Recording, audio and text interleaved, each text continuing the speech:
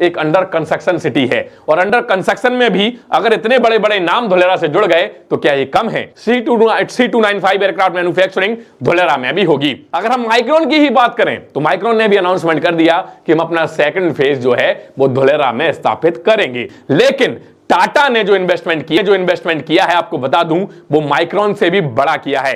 देखिए, कहा जाता है कि इंसान का ह्यूमन नेचर कुछ इस प्रकार होता है कि उसको कितना भी मिल जाए कभी भी उसको संतुष्टि नहीं होती। अब आप इसको पॉजिटिव वे में भी ले सकते हैं और नेगेटिव वे में भी ले सकते हैं।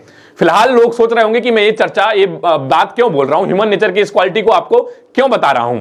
फिलहाल मैं आपको बता दूं कि आगे आप समझ जाएंगे कि मैंने ये लाइन क्यों बोली है। सबसे पहले, जो भी लोग धुलेरा से किसी भी माध्यम से जुड़े हैं, चाहे फिर वो इन्वेस्टर हो, चाहे फिर वो धुलेरा में रुचि रखते हो, धुलेरा की कोई इंफॉर्मेशन गेन करने के लिए हमेशा एक्साइटेड होते हो, उन सभी लोगों को मेरी तरफ से बहुत बहुत बधाइयां, बहुत बहुत शुभकामनाएं। क्योंकि वाइब्रेंट गुजरात में जो धुलेरा ने दम दिखाया है वास्तविकता में, वो काबिले तारीफ है। और अब समझ में आ गया कि आने वाला समय धुलेरा का और ज्यादा पॉजिटिव होने वाला है। फिलहाल आपको बता दूं कि ऐसे ऐसे अपडेट सामने आ गए वाइब्रेंट गुजरात के बाद, जिससे हम साफ समझ सकते हैं कि आने वाला समय सिर्फ और सिर्फ धुलेरा का है। मैं कोई नया नहीं हूं धुलेरा के बारे में जो ये बात बोल रहा हूं। मैं 2016 के बाद से ही लोगों को धुलेरा की सारी रूपरेखा बता रहा हूं। जो भी रिसर्च करता हूं, प्रेडिक्शंस जो करता हूं, भगवान की दया से वो सारे प्रेडिक्शन मेरी मेहनत से, मेरी R&D से हमेशा से सही गए हैं। 99% जो भी मैंने बात धुलेरा के बारे में कही है, वह बात सत्य ही साबित हुई है। और आज फिर से ऐसा ही एक वीडियो आप लोगों के लिए लेकर आया हूं, जो अपडेट आगे बताने जा रहा हूं। आपको मुझे समझाने की जरूरत ही नहीं पड़ेगी, आप समझ जाएंगे कि धुलेरा में कितना दम है। तो वीडियो को अंत तक जरूर देखिएगा। और चैनल पर अगर आप नए हैं तो आप लोगों से रिक्वेस्ट है कि चैनल को सब्सक्राइब कीजिए, मुझे सपोर्ट कीजिए, कमेंट करके बताइए कि मेरे वीडियोस आपको कैसे लगते हैं। उम्मीद है कि वीडियो को आप अंत तक जरूर देखेंगे। चलिए बिना किसी देरी के बढ़ते हैं आगे। बहुत सारे लोगों की इच्छा है कि वाइब्रेंट गुजरात में धुलेरा को क्या मिला, उस पर एक वीडियो पंकज जी बनाएं, क्योंकि मेरे पास 2-3 दिन से लगातार मैसेज, लगातार कॉल्स आ रहे हैं। तो अब यह वीडियो उन्हीं लोगों के लिए है। सबसे पहले समझ लीजिए कि वाइब्रेंट गुजरात में धुलेरा में वास्तविकता में बहुत बड़े बड़े अनाउंसमेंट हुए। शायद आप लोगों को वह खबर पहुंच चुकी होगी या फिर नहीं पहुंची होगी, तो सुन लीजिए। सबसे पहला बड़ा नाम जो उभर कर सामने आया वो टाटा का आया कि टाटा सेमीकंडक्टर का प्लांट जो है धुलेरा में लगा रहा है। अब यह खबर तो आप तक पहुंच गई होगी, लेकिन इसके आगे की खबर भी मैं आपको बता देता हूं। देखिए, जब माइक्रोन ने इन्वेस्टमेंट किया था सानंद में, तो लोग बोल रहे थे कि धुलेरा तो फिर नेगेटिव हो गया, धुलेरा में कुछ होना ही नहीं है जब माइक्रोन जैसी कंपनी सानंद में चली गई। तो वजह क्या थी? वजह यही थी कि माइक्रोन को तुरंत के तुरंत अपना काम करना था, तुरंत के तुरंत उसको ऑपरेशनल होना था। और धुलेरा में हम जैसा समझते हैं कि धुलेरा अभी अंडर कंस्ट्रक्शन है, हाल फिलहाल में कोई कंपनी तुरंत के तुरंत ऑपरेशनल नहीं हो सकती। लेकिन टाटा ने जो इन्वेस्टमेंट किया है, आपको बता दूं, वो माइक्रोन से भी बड़ा किया है। जो हमारे मिनिस्टर हैं वैष्णव जी, उन्होंने बताया है कि टाटा का इन्वेस्टमेंट माइक्रोन से भी ज्यादा बड़ा होगा। अब माइक्रोन का इन्वेस्टमेंट कितने अमाउंट का है वो भी मैं आपको बता दूं, कैलकुलेशन कर लीजिएगा।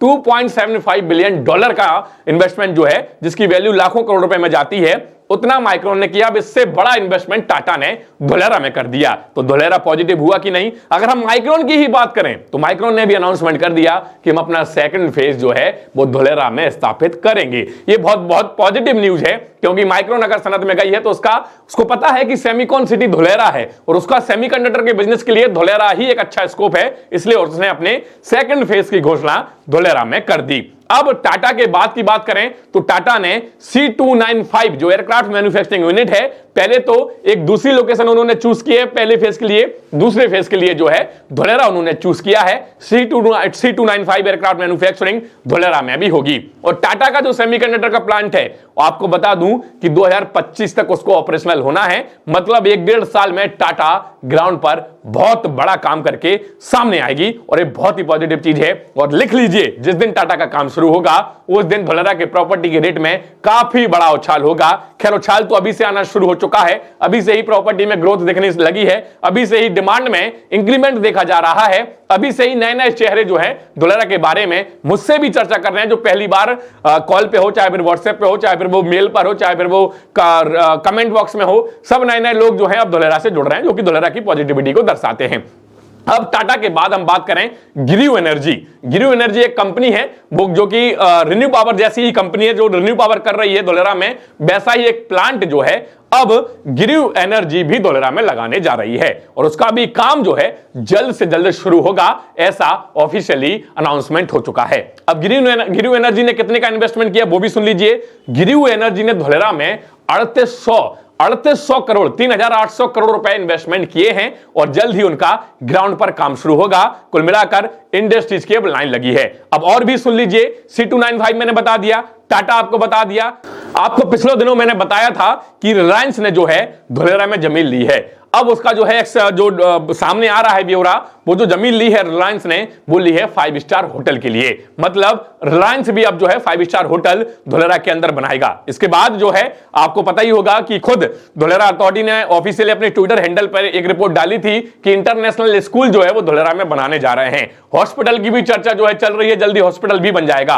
और अब आपको बता दूं कि जो लोग, कुछ लोग ऐसे हैं, 100 में से लगभग 10% लोग ऐसे होते हैं, जो लाइन मैंने शुरुआत में बोली उन्हीं लोगों पर वो शूट करती है। ज्यादातर लोग तो ऐसा नहीं सोच रहे हैं, लेकिन लोग बोल रहे हैं कि जो हमें एक्सपेक्टेशंस थी वाइब्रेंट गुजरात से धोलेरा में वैसा नहीं हुआ। कई लोग तो बोल रहे हैं टेस्ला आनी चाहिए थी, टेस्ला क्यों नहीं आई। तो आपको अगर पता हो, अगर आप थोड़े बहुत अपडेटेड हो, तो टेस्ला से जो है एक्सपोर्ट इंपोर्ट ड्यूटी पर सरकार की चर्चा चल रही है। हो सकता है उस पर कोई डिस्कशन निकले और हो सकता है वो धोलेरा में आए या फिर और कहीं जाए। लेकिन मैं इतना बता देता हूं कि किसी एक कंपनी के आने या ना आने से धोलेरा फेल नहीं होता है। अब जो लोग बोल रहे थे कि भाई जितनी एक्सपेक्टेशन थी हमें वाइब्रेंट गुजरात से धोलेरा के लिए वो पूरी नहीं हुई, तो आप समझिए कि धोलेरा एक अंडर कंस्ट्रक्शन सिटी है और अंडर कंस्ट्रक्शन में भी अगर इतने बड़े बड़े नाम धोलेरा से जुड़ गए तो क्या ये कम है। क्योंकि समझिए जिस दिन धोलेरा की कनेक्टिविटी स्टेब्लिश हो जाएगी, जो कि होनी शुरू हो चुकी है, एयरपोर्ट, एक्सप्रेसवे और मेट्रो, इनमें से कोई भी चीज एक ऑपरेशनल होती है, आज आप इस वीडियो को सेव कर लीजिएगा, उस दिन से ही धोलेरा में जो है इन्वेस्टर्स की लाइन लग जाएगी। क्योंकि धोलेरा कोई छोटा मोटा प्रोजेक्ट नहीं है, धोलेरा कोई वैसी चीज नहीं है कि भाई चलो होगी नहीं होगी वो तो ठीक है, लेकिन गवर्नमेंट का पूरा कंसंट्रेशन धोलेरा पर है। इसलिए धोलेरा को सक्सेसफुल होने से कोई रोक ही नहीं सकता है। एक और बड़ा अपडेट बता देता हूं, मेट्रो का काम धोलेरा में शुरू हो चुका है। मेट्रो बोल रहा हूं, उसको मोनो रेल भी बोल सकते हैं, उसका भी काम शुरू हो चुका है। सॉइल टेस्टिंग वगैरह चल रहे हैं और जल्द ही ग्राउंड पर अब आपको मेट्रो और मोनो रेल का भी काम शुरू होगा। जैसा कि मैं पिछले दिनों कई वीडियोस में बोल चुका हूं कि मोनो रेल का काम जो है वो एक्सप्रेसवे के, जब एक्सप्रेसवे एंड स्टेज पर होगा तब शुरू होगा, वह बात सत्य हो गई है। मेट्रो का काम, मोनो रेल का काम अब जब एक्सप्रेसवे बनने जा रहा है, खत्म होने जा रहा है, कुछ चंद महीनों बाद जो है एक्सप्रेसवे ऑपरेशनल हो जाएगा, तो फिर मेट्रो और मोनो रेल का भी काम शुरू होगा। इसके अलावा और भी कई सारे पॉजिटिव न्यूज हैं, जैसे एयरपोर्ट का एक दूसरा टेंडर हो गया। वो खबर तो मैंने आप लोगों को पहले पहुंचाई दी थी, लेकिन फिर भी बता रहा हूं, जिसको नहीं पता सुन लीजिए। एयरपोर्ट का लगभग 350 करोड़ रुपए का जो टेंडर है वो हो चुका है और जल्द ही एयरपोर्ट पर जो है बिल्डिंग्स बनना अब शुरू हो जाएंगी। क्योंकि एयरपोर्ट पर जिस समय में इस वीडियो को बना रहा हूं, इस समय बहुत सारे वर्कर्स, बहुत सारी मशीनरी जो है काम कर रही है और एयरपोर्ट को ऊपर उठाने का काम किया जा रहा है, जो कि बहुत ही पॉजिटिव चीज है।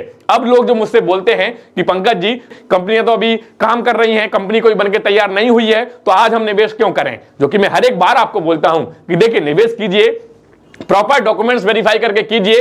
फायदा आपको बता देता हूं कि निवेश करने का फायदा क्या हो सकता है। फायदा आज की डेट में फायदा है रेट का, क्योंकि जो रेट आज आपको धोलेरा में मिल रहे हैं लिख कर ले लीजिए, 6 महीने बाद या 2 महीने बाद वो रेट आपको, 2 साल बाद तो छोड़िए, 2 महीने बाद ही वह रेट आपको नहीं मिलेगा। इसलिए आज जो बेनिफिट है, रियल एस्टेट का थंब रूल होता है कि समय पे एंट्री कीजिए और एग्जिट तो आपकी मर्जी पर होता है, कभी भी कीजिए जैसा आपको प्रॉफिट चाहिए हो, लेकिन एंट्री समय पे होनी चाहिए। तो ये समय है आपकी एंट्री का। अगर आप आज धोलेरा में एंट्री करते हैं तो धोलेरा आपको बहुत कुछ देके जाएगा। ये तो बहुत सारे अपडेट थे जो मैंने आपको बता दिए। इसके अलावा बहुत सारे अपडेट हैं जो शायद अभी आने बाकी हैं, क्योंकि आने वाला समय इलेक्शन का है। इलेक्शन 2024 में होना है और यकीन मानिए हर बार के इलेक्शन में जो है धोलेरा को बहुत कुछ मिलता है और आपने देखा भी होगा। अगर नहीं देखा तो 2024 का जब इलेक्शन आएगा तब आप देखिएगा कि धोलेरा को क्या क्या और मिलता है। और इलेक्शन के पहले इतना मैं आपको बताने जा रहा हूं, एक्सप्रेसवे ऑपरेशनल हो जाएगा। कई बार बोल चुका हूं ये चीज और यह बात भी मेरी सत्य होगी। और जब एक्सप्रेसवे ऑपरेशनल होगा तो धोलेरा का रुख देखिएगा कि कितनी तेजी से आगे बढ़ता है, कितनी तेजी से लोगों को अपने साथ लेके चलता है। तो उम्मीद है कि जो भी चीजें मैं आप लोगों को समझाने की कोशिश कर रहा था कि वाइब्रेंट गुजरात में धोलेरा को वास्तविकता में बहुत कुछ मिल चुका है। एक अंडर कंस्ट्रक्शन सिटी को इतना मिलना कोई छोटी बात नहीं होती। अच्छे अच्छे डेवलप्ड शहर पड़े हैं पूरे भारत में, वहां पर जो कंपनी नहीं गई वो धोलेरा में आ रही हैं, तो धोलेरा की पॉजिटिविटी को ये दर्शाता है। कुल मिलाकर मेरा काम है आपको धोलेरा की एक पॉजिटिविटी को दिखाना, धोलेरा में क्या चल रहा है उसको दिखाना, आप लोगों तक समय पर न्यूज को पहुंचाना। तो उम्मीद है कि आपको वीडियो पसंद आया होगा। अगर आप मुझे वीडियो पसंद करते हैं तो नीचे कमेंट करके बताइए कि वीडियो कैसा लगा, लाइक कीजिए। और हां, फिर से एक बार बोल रहा हूं, सपोर्ट करने के लिए अगर आपको लगता है कि मैं मेहनत करता हूं, आप लोगों को समय तक न्यूज पहुंचाता हूं, आपको सारी जानकारी पॉजिटिव वे में देता हूं, हर एक चीज जो है क्लैरिटी के साथ बताता हूं, तो चैनल को सब्सक्राइब जरूर कीजिए। क्योंकि आप लोग सब्सक्राइब नहीं करते, वीडियो तो देखते हो, व्यूज तो आते हैं, लेकिन सब्सक्राइब नहीं करते, तो कहीं ना कहीं मुझे जो सपोर्ट है वो उतना नहीं मिल पाता। तो उम्मीद है आप सपोर्ट करेंगे